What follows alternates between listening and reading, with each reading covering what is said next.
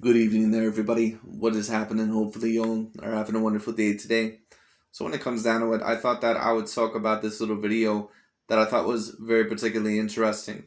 And in this video, I'm going to kind of put certain things in here that I think will make the video a little bit more interesting, at least make the conversation a little bit more interesting.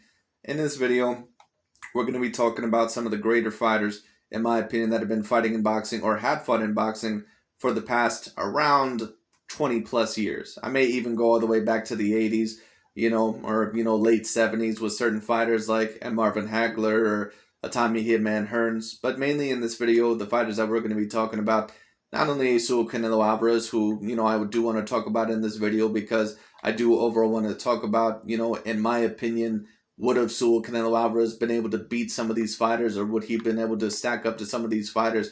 And the fighters that we're mainly going to be talking about, I may include Marvin Hagler and Tommy Hearns a little bit later on, but the fighters all in all that I'm going to be mainly talking about, and Andre S.O.G. Ward, who of course was a great fighter in his own right, retired undefeated, beat some of the best contenders around when it comes down to it, at least at 168 and 175.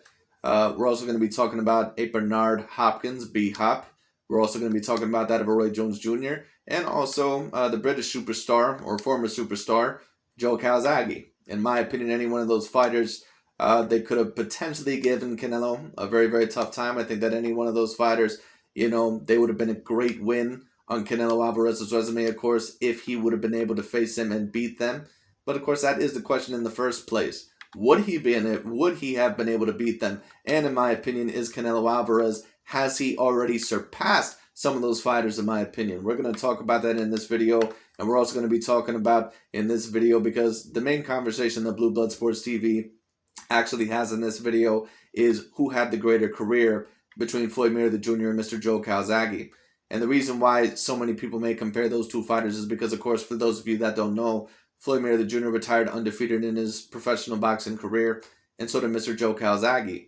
And there's certain narratives that go around about both fighters, so I thought that I would just kind of give my own interpretation on both of them, and we're going to talk about it in this video. And we're also going to talk about, once again, like I said, could Canelo Alvarez stack up to the former great middleweights and great light heavyweights? So we're going to talk about that in this video. But anyways, let's get it started. What's good, YouTube? It's your boy, Blue Blood Sports TV, back at y'all with another one. So, we have an epic situation that took place as we had two legends, two retired Hall of Famers, but they both retired undefeated. The man known as Floyd Money Mayweather, 5-division world champion, former pound-for-pound king, former pay-per-view king, retired undefeated 50-0, Floyd Money Mayweather Jr. And we also had another retired legend in United Kingdom, former world champion, unified world champion, who retired undefeated, United Kingdom superstar, Joe Calzaghe. He retired 46 wins, no losses, no draws, 32 wins by way of knockout. He fought at light heavyweight, 5'11" with a 73-inch arm reach. With that said, at middleweight, excuse me. So Joe Calzaghe and Floyd Mayweather, they come face to face. They take pictures, and obviously, everybody wonders who's the best, who had the better career, who retired at the better career, with the better career. Well, in my opinion, it does have to be Floyd Mayweather Jr. And I like Joe Calzaghe. Joe Calzaghe, in my opinion, he was a great fighter. I do think actually in certain conversation he tends to be a little bit underrated. I think that Joe Calzaghe, I would not debate him as the greatest British fighter of all time, but I would say that he's debatably the second greatest British fighter of all time. In my opinion, the greatest British fighter of all time would probably be that of a Lenox Lewis, because I believe, of course, he was able to get some very, very decent wins on his resume. But Joe Calzaghe, in my opinion, at least out of some of the other great British fighters that I know, probably would be at number 2. I just don't know another fighter, in my opinion, that would probably be as high as a Joe Calzaghe, besides maybe a Lenox Lewis. Chris Eubank, of course, was a very, very decently great fighter. Joe Calzaghe, I believe, actually ended up getting a very decent victory early on in his career, actually, over George Eubank. That may have been when he was a bit older, but I would have to check it out. Conor Benn, of course, very decent fighter. Maybe some other fighters that I'm not personally thinking of overall that came out of the history of Britain.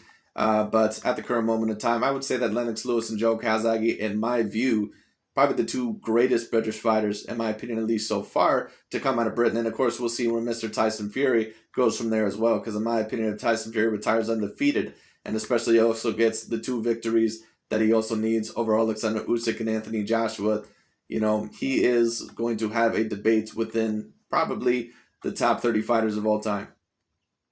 They both retired undefeated. Now, Floyd Mayweather, obviously, he retired 50-0, so he had 4 more fights than Joe Calzaghe, okay?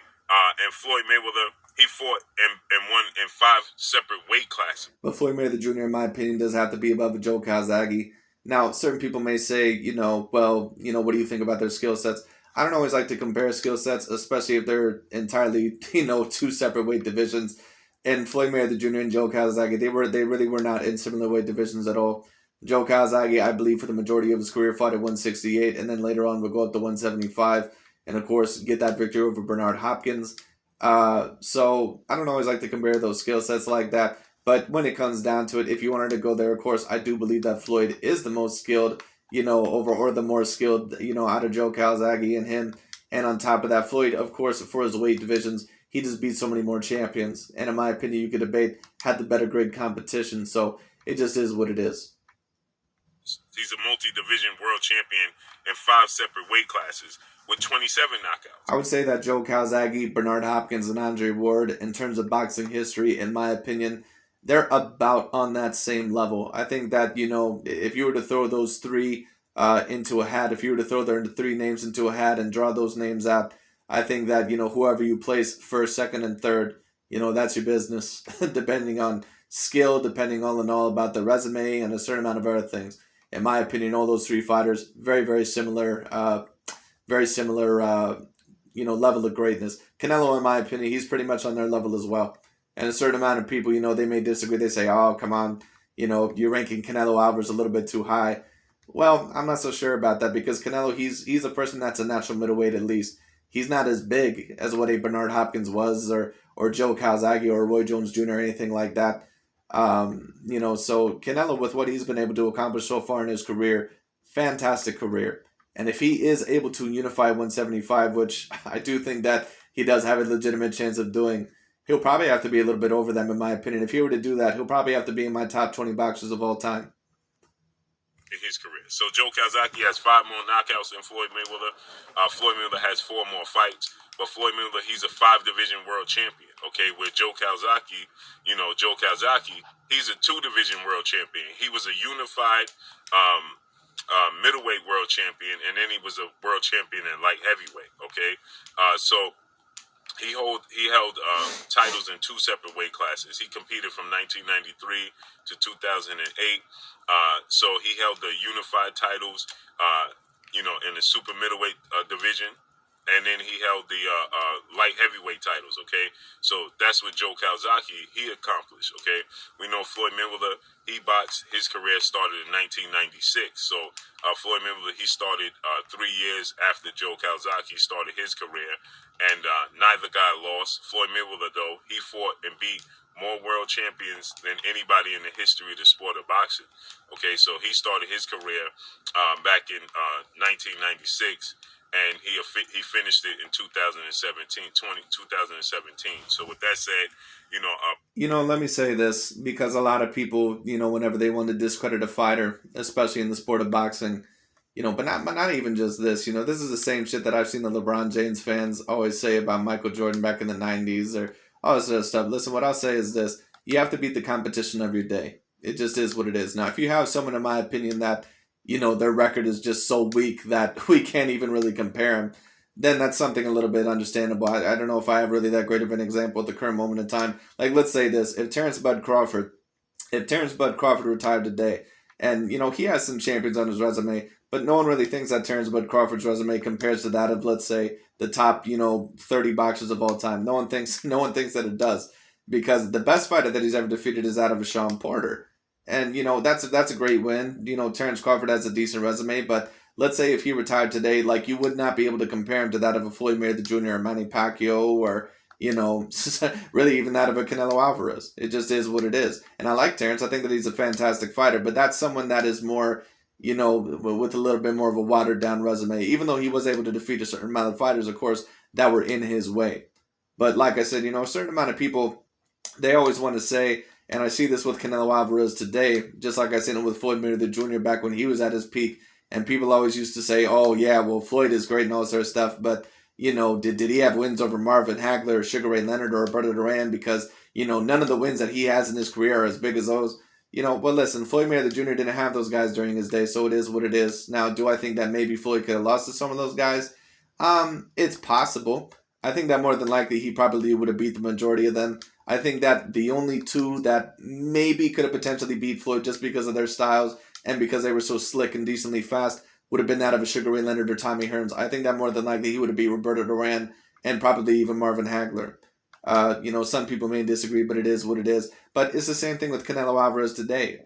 A lot of people want to take a look at his victories and say, oh, well, how can you say that Canelo Alvarez is really that great of a fighter? How many wins does he have in his record that, are really all-time great wins? Well, you can't really debate that. I mean, when it comes down to it, you can try to debate that, but in my opinion, that's a very, very, weak argument. We can talk about a lot of fighters. Like I said, we can talk about Andre S.O.G. Ward, who in my opinion is one of the greatest fighters in the boxing game in history. I can't rank him necessarily within my top 10 because Andre Ward, I don't know if I would say that, the 168 or 175 pound divisions. I don't know if I would say that, in my opinion, that, even Kovalev, I'm not sure if I'd put him on the same level as some of the other opposition that I've seen in the history of boxing. But at the end of the day, Andre Ward does deserve his respect. I could sit here and say that, in my opinion, Carl Froch and Sergey Kovalev and Mikhail Kessler and Chad Dawson, that none of these guys, in my opinion, none of them are really, on the same level as some of the other wins. But at the end of the day, you have to give him credit for defeating who he defeated during his day. That's all that he could do. And Andre Ward retired undefeated. Floyd Mayweather, he beat more world champions in the history of the sport of boxing than any other fighter. Okay, so Floyd Mayweather, he beat 23 to 24 world champions more than anybody in the history of the sport of boxing. Okay, so you have a guy that's a 5-division world champion, and a guy who's a 2-division world champion. Okay, and now you look at level of opposition. Floyd Mayweather, he beat guys in their prime. And Floyd Mayweather, he was essentially out of his prime, okay? Now, Joe Calzaghe, he had legacy. Floyd Mayweather Jr. was in his prime. He was at his peak until he retired. It is what it is. Like I said, there was no fight that I took a look at Floyd Mayweather Jr. and I said, wow, Floyd Mayweather Jr. is not at his best. A certain amount of people, like I said, they always try to spread these narratives about, Mayweather was a grandpa when he beat certain guys like, Manny Pacquiao and Canelo Alvarez and shit like that. And there's certain narratives that, by the time Floyd beat Manny Pacquiao, that he was super duper old, or at least overall, the point that would make more sense if people were trying to make it is that maybe Manny Pacquiao is more wore down than that of a Floyd Mayweather Jr. Listen, for those of us overall that really know what we're talking about, Manny Pacquiao and Floyd Mayweather Jr., yes, they were older, but they still overall were two of the best fighters in the world. Now, once again, if it's like a Terrence Bud Crawford when he defeated like an Amir Khan or Kell Brook when they were nowhere near to what they were at that point in time in their career, that's a little bit of a different story. But that's not what happened with the Floyd Mayweather Jr. Manny Pacquiao fight. That's also not what happened overall with Canelo Alvarez and Gennady Golovkin and a certain amount of his other big fights as well. Because, like I said, people, especially these new media channels, they'll try to spread you this bullshit about how Canelo beats everyone when they're older and he just picks and chooses his fights, all this sort of stupid bullshit. Don't get me wrong, like I said, do certain fighters, and, including Canelo, have they done maneuvering here and there? Sure, you can argue that. But like I said, like I had this person in my comment section yesterday, oh, don't fall for the hype for Canelo, I used to fall for it too, but, when it comes down to, he always picks and chooses his fights. He fought Sergey Kovalev when he almost got knocked out. He had a very troubling time against Anthony Hart, but at the end of the day, Sergey Kovalev, when Canelo beat him, he beat Sergey Kovalev coming off of 2 very decent wins over 2 very talented contenders within the 175-pound division. Sergey Kovalev, once again, was he the same as when he when he got defeated by Andre Ward? No. Was he the same then when he faced Andre Ward? No. But he still was a very decent fighter. He was an A- fighter at that point in time. It just is what it is. You have to give Canelo Alvarez credit for getting that victory. It's not like Sergey Kovalev was a complete shell of himself. Don't get me wrong. I don't think that he was the same fighter. But to say that he was a complete shell, I don't think that that would be correct because Sergey Kovalev was coming off of two very decent wins. Like I said, if you're logical and objective, and if you have the intelligence at least to see what's going on in front of you, you know which fighters are done and which fighters are not done. Now, Manny Pacquiao in his last fight against Yordenis Ugas, he looked completely done. I mean, I don't want to say completely done. He looked like he had a little bit of pep, but his legs were completely gone. Iconic fights on the table that never came to fruition until very late in their careers. Most notably, and another point that this dude was trying to make overall, I guess he thought that this was a smart point, is that, oh, he only fought Golovkin when he looked vulnerable against Danny Jacobs. Danny Jacobs was the number one ranked contender in the middleweight division at the time. Gennady was the Ring Magazine champion. Danny Jacobs was the number one contender. And that was looked at as a super fight. That was looked at as a 50-50 fight because Danny Jacobs, sure, he already suffered a loss in his career, but Danny was at the peak of his career. He came off of a very excellent win over the undefeated Peter Quillen, knocked him out in the first round. So don't sit here and tell me about how Canelo Alvarez beat Gennady Golovkin and Sergey Kovalev at the worst point in their career, because that's a damn lie. It is what it is. He never fought James Toney. Okay, and he fought Bernard Hopkins when he was 43 and beat Bernard Hopkins, but Bernard Hopkins was 43. And yes, he was 43. He also was a top 5, top 10 pound for pound fighter. So, once again, now don't get me wrong, 43 years old, that's not usually an age where people are at the peak of their career, but Bernard Hopkins was one of those rare cases. He was a person to where, when Bernard Hopkins was at his peak, when he was at his best, he was within his late 30s, early 40s. And of course, most people, they'll take a look at you and they'll say, oh, well, that's delusional. But at the end of the day, like I said, you must realize not every athlete ages the same. It is what it is. All right? It just is what it is. Like I said, when you take a look at Bernard Hopkins, take a look at his resume. Take a look at it. Take a look overall at the fighters that he was defeating right before he lost to Joe Calzaghe. Now, certain people will say, oh, well, he was coming off of 2 losses to Jermaine Taylor. Yeah, you know why that is? Because Jermaine Taylor was the only fighter that was around the same physical dimensions as Bernard Hopkins, and he had enough talent overall to compete with Bernard Hopkins. A lot of those middleweight fighters that Bernard Hopkins beat at the middleweight divisions, they weren't shit. It just is what it is. I'm not trying to discredit Bernard Hopkins. It's a great thing what he's accomplished in his career. But let's be real. The 2 biggest wins of his career over Oscar De La Hoya and Felix Tito Trinidad, he heavily outsized those dudes. It just is what it is. Now, I give you a lot of credit for defeating Felix Tito Trinidad because Tito Trinidad was undefeated and he was a very decent middleweight. But at the end of the day, like I said, besides you beating those 2 fighters, who else did you really beat in your career that really was very, very decent? When Bernard Hopkins usually fought people that were near his own same size and all in all, had a decent skill set, he usually lost to them. That's why he lost to Chad Dawson, Jermaine Taylor, Joe Calzaghe. Now when he fought Sergey Kovalev and Joe Smith Jr., that was when all in all, he pretty much was done at that point in time in his career because that's when he was like 46. But no, even when Bernard Hopkins was 43, when Joe Calzaghe beat him, that was a 50-50 fight. The reason why that was a 50-50 fight is because Bernard Hopkins was coming off of victories over Antonio Tarver, who was the former Ring Magazine, title holder before Bernard Hopkins beat him because he knocked out Roy Jones Jr.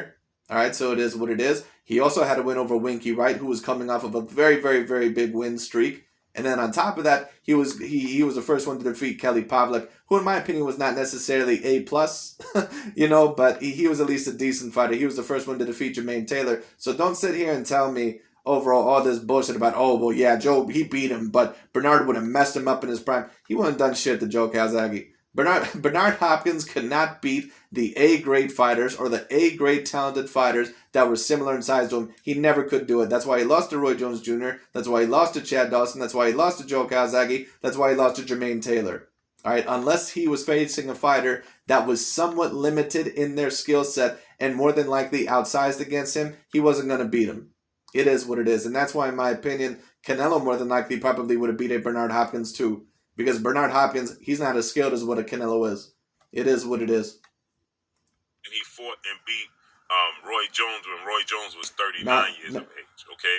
Now, if you're asking me all in all, who do I believe would have won between Joe Calzaghe and that of a Canelo Alvarez, I think that would have been a very interesting fight. I think that Canelo, in terms of skills, I believe that Canelo, like in terms of right now when I see him, I think that he's all around more talented than that of a Joe Calzaghe. I don't think that there's much debate about that. But it would have been interesting because Joe would have been a little bit naturally bigger than that of a Canelo. And on top of that, he had excellent hand speed. decent punching power. Not necessarily A+ punching power, but decent punching power. He could keep you honest with his punching power. And on top of that, decent feet, decent movement.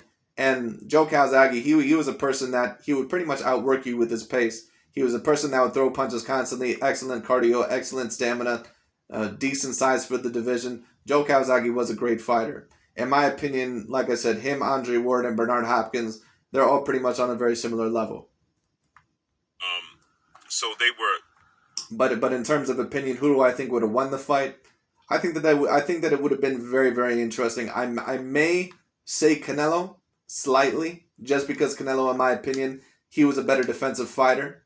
And I think that Canelo, in terms of counterpunching ability and his boxing ability, I think that, and on top of that, his power, I think that more than likely he probably would have been able to sustain with Joe Calzaghe. But that could have went either way. Much later, in the later stages of their careers, okay? And Roy Jones had been knocked out multiple times. Bernard Hopkins had multiple losses on his resume by the time they fought Joe Calzaghe, okay? Floyd...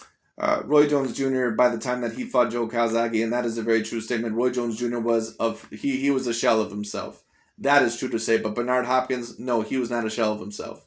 Once again, it's no offense against Bernard Hopkins, but this dude, for whatever reason, he's always ranked so highly within conversations, and I really don't have any idea why, because what he really should be on in terms of the conversation, he's on that Tommy Hearns level. Bernard Hopkins was a great fighter, don't get it twisted, but he's not on that top 10, top 20 level. Like I said, if you're on my top 10 level, you're debatably the greatest fighter of all time. No one would ever say that Bernard Hopkins is the greatest fighter of all time. You were never even once debatably the number one pound-for-pound fighter in your sport. So it is what it is. Mayweather, he fought Manny Pacquiao. Now, Manny Pacquiao was younger than Floyd Mayweather, okay? So Floyd Mayweather fought a younger guy in Manny Pacquiao. Now, Manny Pacquiao was in his late 30s already as well, but Floyd Mayweather is 3 years older than Manny Pacquiao. Floyd Mayweather fought Oscar De La Hoya when Oscar De La Hoya was in his late 30s, but he fought at, Oscar De La Hoya's demands at the weight class, things. Yes, he did, and that's when Floyd Mayweather Jr. became the A side over every other fighter that he would face in his career. And that's what a fighter does when they're serious about taking the big fights. Because Floyd Mayweather Jr. realized that Oscar De La Hoya, that maybe at the time that he was not a better fighter than him, but Floyd Mayweather Jr. overall was intelligent enough to realize that, this is going to create a great amount of opportunities for me later on down the line. And since he had enough confidence in himself to win against Oscar De La Hoya, and that's what he did, in my opinion, in a somewhat decently competitive fight, even for Oscar's age at that point in time. But when it came down to it all in all, Floyd, ever since then, he was able to be the A side over every other fighter. And that's when every other fighter, they chased after Floyd Mayweather Jr. That's why I say with Mr. Terrence Bud Crawford, when it comes to this bullshit that he's talking about with Errol Spence Jr., and he says all in all, oh, well, I want a 50-50 split. You're not going to get a 50-50 split. And if you have enough confidence in yourself overall, and if you truly believe that you're going to win the fight overall, you should be willing to take a 60-40 split. It just is what it is. Errol Spence is the clear bigger draw. And on top of that, he's more than likely going to have 3 out of the 4 belts anyway after that Yordenis Ugas fight. I don't know how Terrence Bud Crawford truly thinks he's going to get a 50-50 split. So like I said, and I like Terrence. Terrence is a great fighter. But if he goes on this bullshit saying, oh, well, I want a 50-50 split and, I'm not taking the fight unless I get a 50-50 split, that'll tell you right there who's serious about taking the fight and who's not. That nature. Floyd Mayweather, he fought against Canelo Alavrez. People going to tell you he was green, but he wasn't green. Canelo Alavrez had already had 5 title defenses and unified the titles against Austin Trout. Canelo Alavrez lost to Floyd Mayweather essentially every single round. He was 23 years of age. Floyd Mayweather was 36, going on 37 years of age. And Floyd Mayweather, he fought Shane Mosley. Shane Mosley was 38, going on 39 years of age. But these are guys, the difference is, here's where the difference lies. That's right, Shane Mosley was 38 years old. Shane Mosley was 38 years old. Oscar De La Hoya, I believe, was 36, 37 years old, possibly even a little bit older when Floyd Mayweather Jr. beat him. And none of the Floyd Mayweather Jr. fans would say that those guys were super duper old when Floyd beat him, because we all know that those guys were at a decent point in their careers. Oscar was not really at the best point in his career, but Shane Mosley was at a very decent point in his career. He just was coming off of a victory over Antonio Margarito. So, like I said, you can tell which fighters are washed up and which fighters, all in all, still have a little bit of juice left in their career. So that's what I'm saying. Like I said, a lot of people, they always come to my channel, and they always say, oh, well, why do you give Canelo so much praise? Because he fights fighters that are completely done. No, he has not fought fighters on average that are usually done. Like I said, that is a narrative all in all by certain channels, like these Dante's Boxing Nation idiots or, Aki TVs. The ones overall, like I said, that are the pro-black cult member. It just is what it is.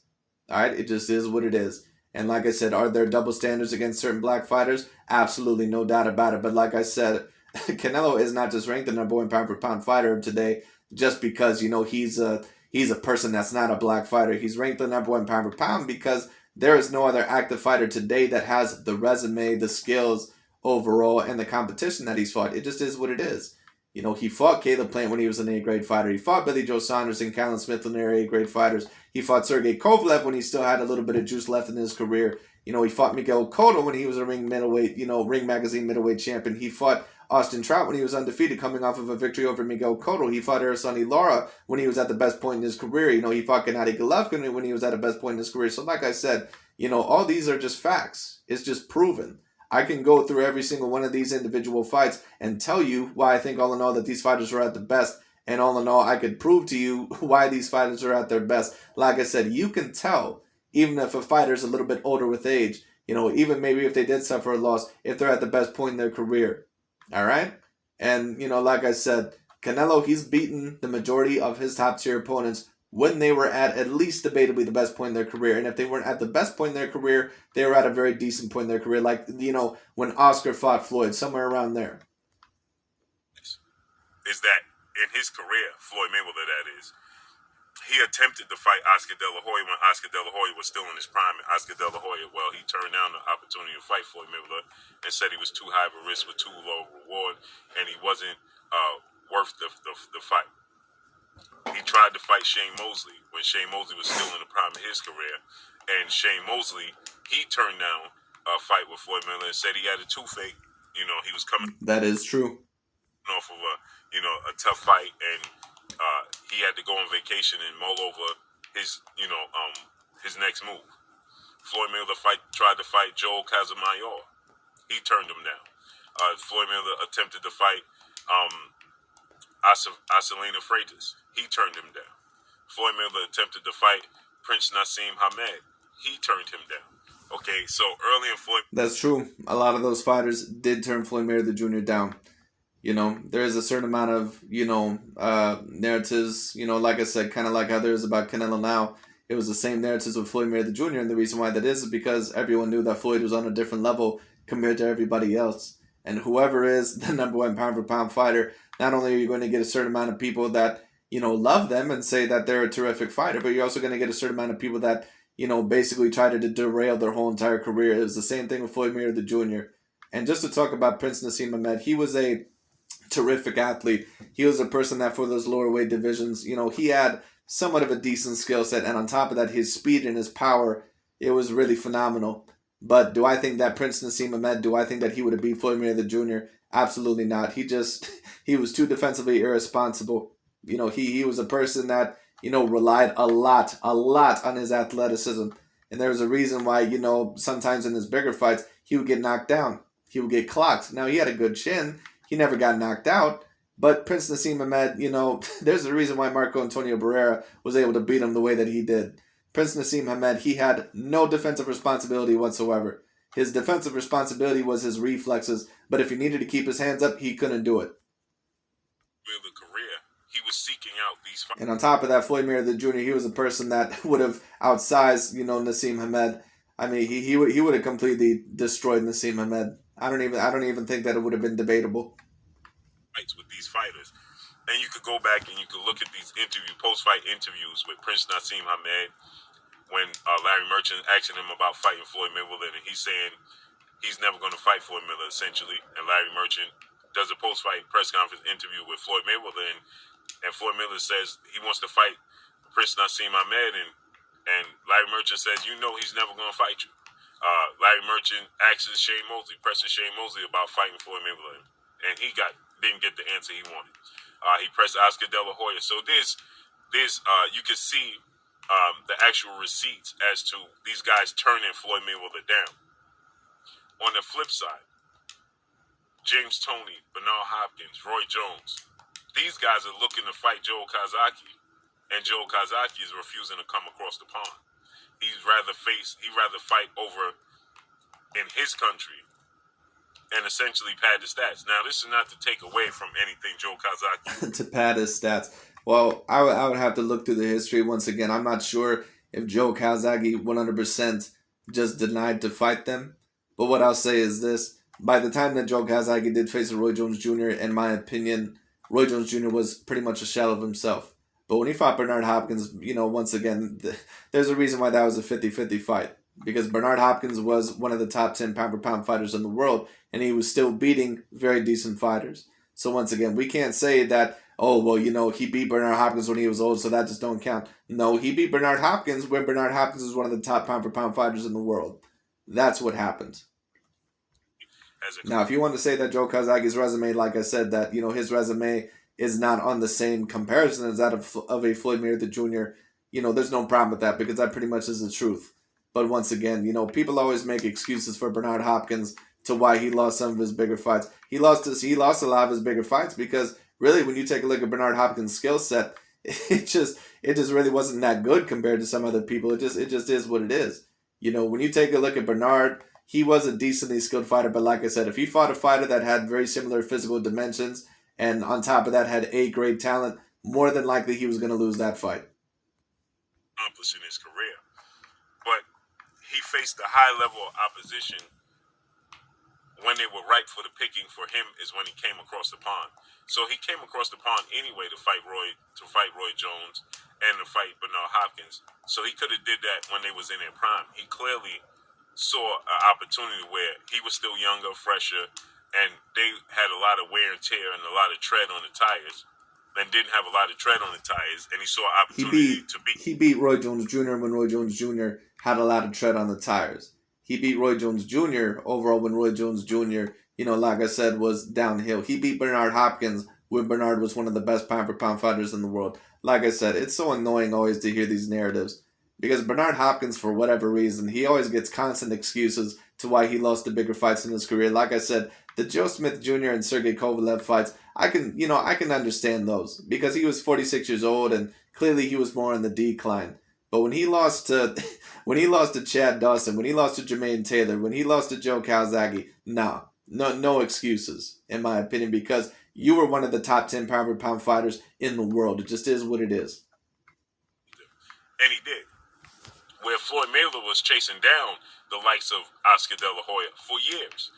He was chasing down the likes of Shane Mosley for years. He was chasing down the likes of, Joe Casamayor, who's a Hall of Famer. He was chasing down Joe Casamayor, decent fighter, not great fighter in my opinion. And some people, of course, would disagree with me. All you have to do is take away the look. Juan Manuel Marquez handled that boy. It is what it is. Casamayor, I believe, was the best Cuban fighter around, or one of the better Cuban fighters around. But if you take a look at him, he was limited to a certain degree. Like, let me say this. In terms of skill set, I want to put him on the same level as, say, like, again, Morgan or Sonny Lara. Those are fighters, in my opinion, that in terms of skill set anyway, they're certainly a level above a Joel Casamayor. Costa Tzu, who was a Hall of Famer, and Costa Tzu avoided Floyd Mayweather, decided to fight Ricky Hatton. That didn't play out for him. Ricky Hatton beats Costa Tzu, and then Floyd Mayweather immediately fights and knocks out Ricky Hatton in the 10th round of their fight. So these are fights that he aggressively pursued, that being Floyd Mayweather, and these guys just weren't willing to give him the opportunity because they understood the risk versus the reward. Okay, and at that time, Floyd Mayweather understood that he had to get one of these guys in the ring, okay, to be able to shift the tides in his favor, and he be the cash cow, and then they have to come to him. So Floyd Mayweather understood. Absolutely, and that's exactly what happened. And that's what also happened with one of his proteges, Mr. Errol Spence Jr. Very well what needed to take place. That's why when he finally got Oscar De La Hoya to agree in 2007, right, is when he took a 70-30 split in favor of Oscar De La Hoya. He allowed Oscar De La Hoya to choose the weight class they fought in, which was junior middleweight. He allowed Oscar De La Hoya to choose the rings. Oscar De La Hoya, just to talk about him real quick, great fighter. He's also, in my opinion, probably around that Bernard Hopkins level. Probably even a little bit lower than him, to be honest. Oscar De La Hoya was a great fighter in his prime. But Oscar De La Hoya, if you take a look at his career, there's also a reason why he lost a lot of the bigger fights in his career. And if you're asking me personally, once again, just to bring up the Saul Canelo Alvarez comparison, because that is mainly what I'm going to make this video about. Do I think that Oscar would have beat a Saul Canelo Alvarez? No, I don't. I think not only is Canelo Alvarez, not only is he naturally bigger than that of an Oscar De La Hoya, the only advantages that I would give Oscar De La Hoya really over that of a Saul Canelo Alvarez would be hand speed and foot speed. That would really be about it. So he could have gave Canelo some problems, but I think that he would have been too defensively responsible. Another bad thing with Oscar De La Hoya, and you can see this with some of his bigger fights, not someone that had a great head movement. You can see this in the Shane Mosley fight, especially the first one. You can see this overall, with a couple of his other fights when it comes down to it. Oscar, very decent foot movement when it came down to it, very fast hands, stiff as a board. never usually, was great with the head movement in my opinion, but it is what it is. Size, which he shrunk the ring to make sure that Floyd Mayweather couldn't utilize the ring. Okay, he allowed, Oscar De La Hoya. He awarded Oscar De La Hoya all of the advantages because, like Floyd Mayweather said, once I beat you, I'm going to be the cash cow, and everybody's going to have to come to me. So Oscar De La Hoya was 34, and Floyd Mayweather was 30. Okay, you just look at Floyd Mayweather was 36, going to 37 when he fought undefeated Canelo Alavrez, who was 23. He got Oscar De La Hoya when he was 34 years of age, which means he wasn't that old, but he understood that he needed to turn the tides, and Oscar De La Hoya had already had 4 losses at this point in time, and so Floyd Mayweather understood that, I have to succumb to all his demands so that I could essentially, turn the tide. Mayweather, in my opinion, did not necessarily beat Oscar De La Hoya when he was at the best of his career. But do I believe that a prime De La Hoya would have beat Floyd? He could have potentially had a chance just because Oscar had such quick feet and he could move around the ring quickly and he had such excellent hand speed. But like I said, Oscar, when you take a look at him in some of his bigger fights, he could get hit by people overall who could time him well because, like I said, let me say this because I said earlier that he was stiff as a board. I'm not going to necessarily say that he was stiff as a board, but he wasn't someone that, in my opinion, ever had A+ head movement. Let me just say that, and you can see that in some of his bigger fights. Like, check out the big fight that he had against Shane Mosley, especially in that first fight. I think that Oscar, tremendous talent. But in my opinion, for his talent level, I believe that, in my opinion, that he actually kind of underwhelmed in his career. But it is what it is.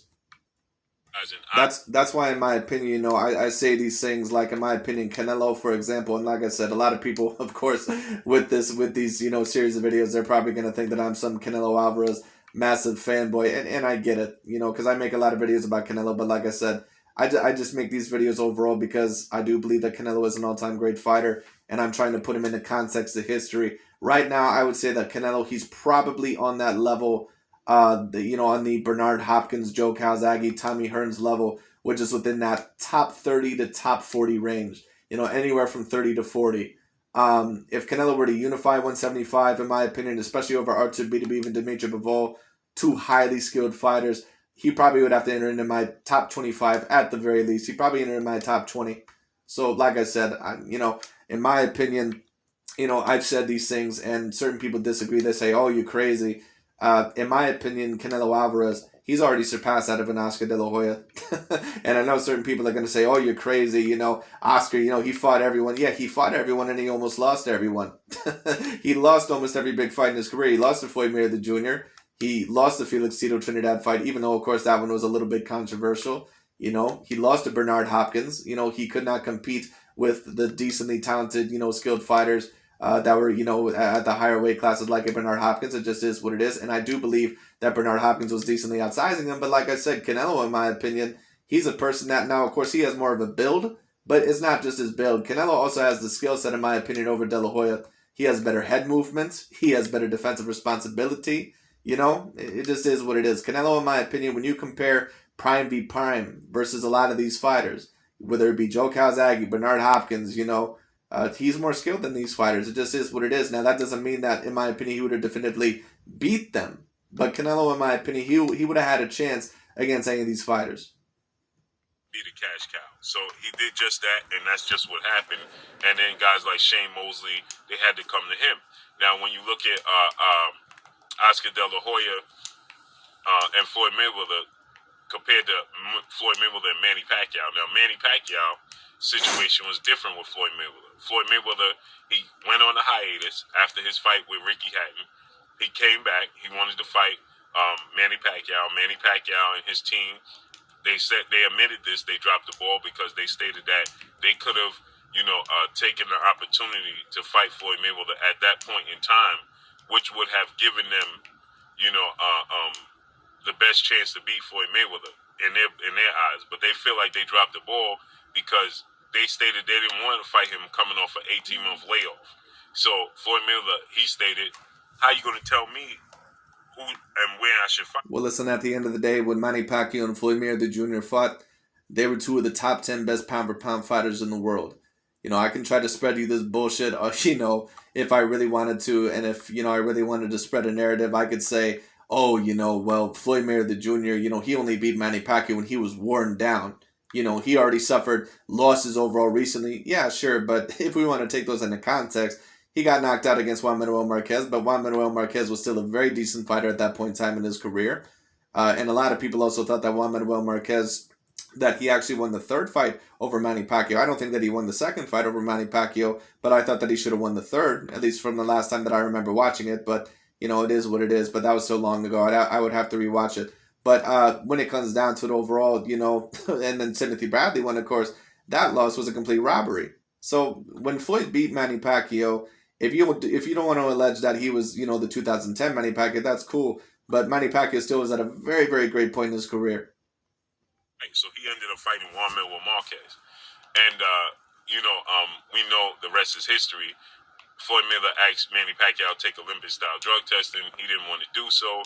5-year hiatus for both guys, and that prevented the fight from happening. Manny Pacquiao eventually decided, okay, I'll take the fight, and he did the Olympic-style testing. So he postponed and prolonged the fight for 5 years, Manny Pacquiao did.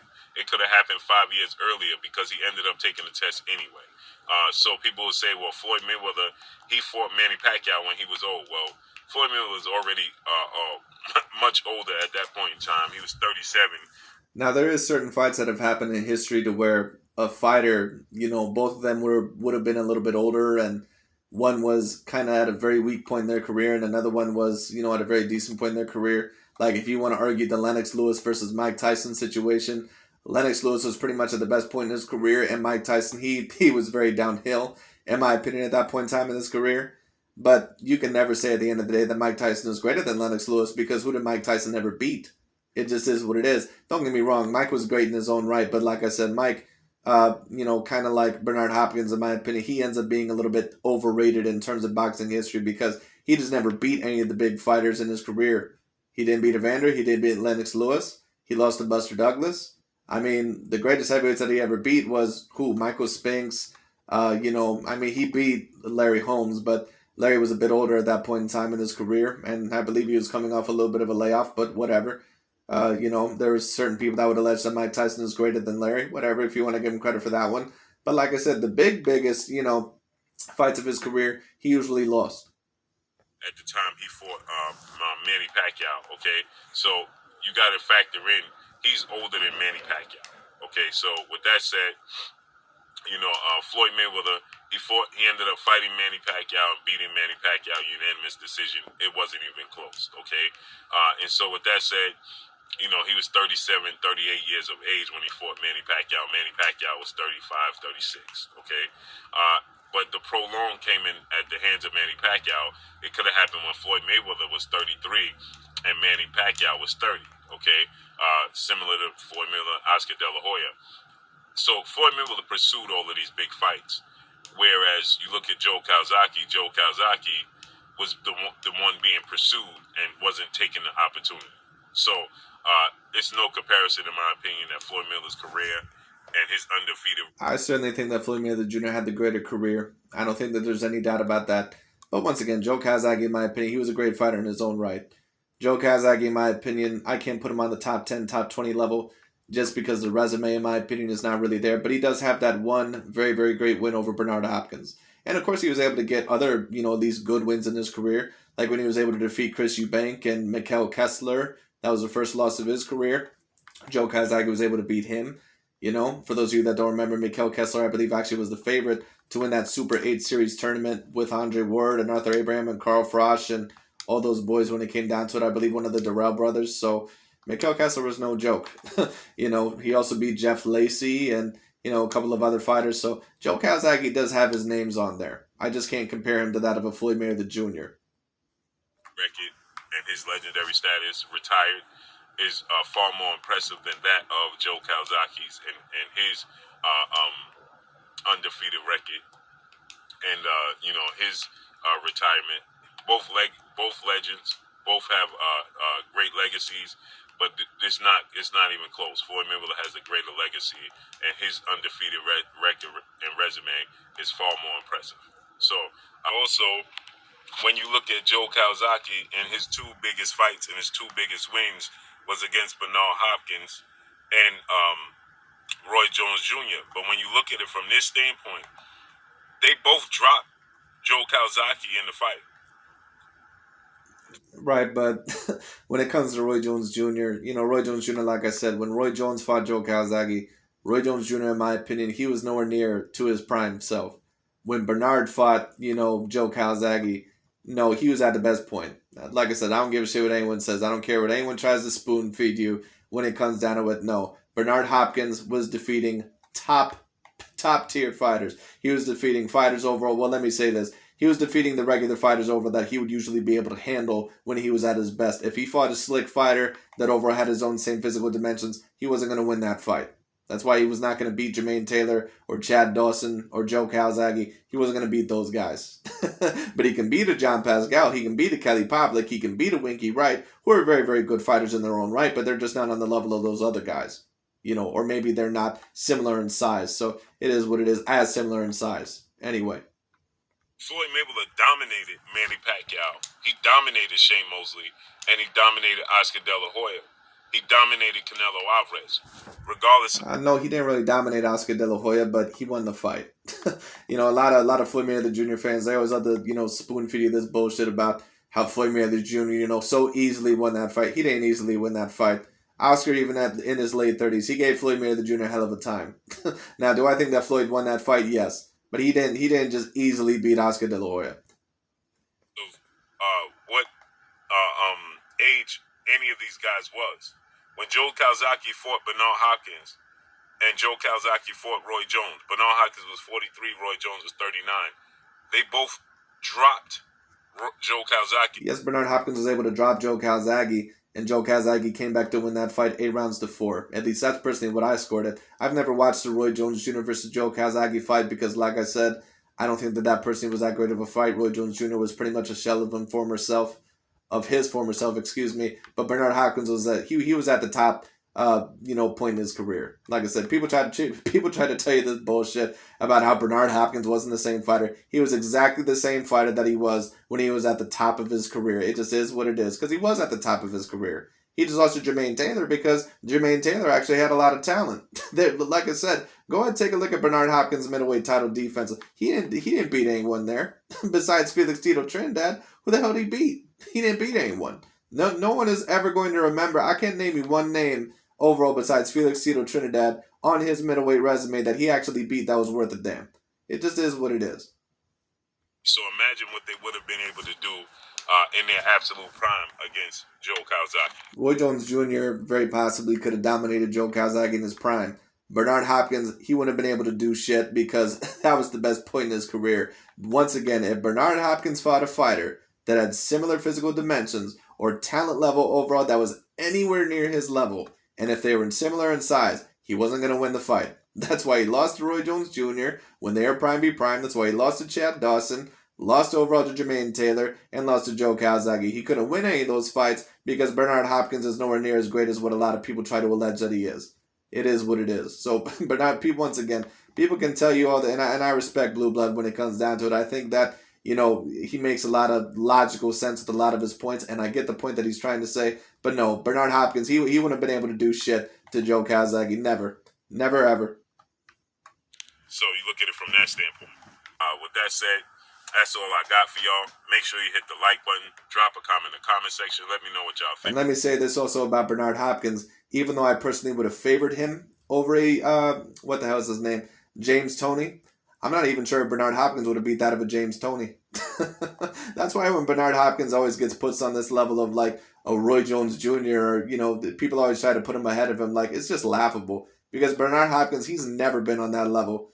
You know, you're talking about a dude that has lost the majority of the big fights in his career. It just is what it is. Y'all already know what it is. It's your boy Blue, Blue Blood Sports TV. Hate, like, comment, and subscribe. If you haven't subscribed, hit the subscribe button. Hit the like button. Hit the bell icon to get all the new notifications. Follow me on Instagram at Blue Blood Sports TV. But anyways, that's really about it for this video. But I thought that I would talk about that a little bit because I thought that it was very particularly interesting. But as for Mr. Saul Canelo Alvarez, I do believe that he is going to make a very, very big bang within the next few years. And, you know, I do believe that more than likely after this Olunga Makabu fight, or Makabu fight, however you pronounce the gentleman's name, I believe more than likely that Canelo is more than likely going to go after the 175-pound division. And it's going to be very, very interesting to see what he does there.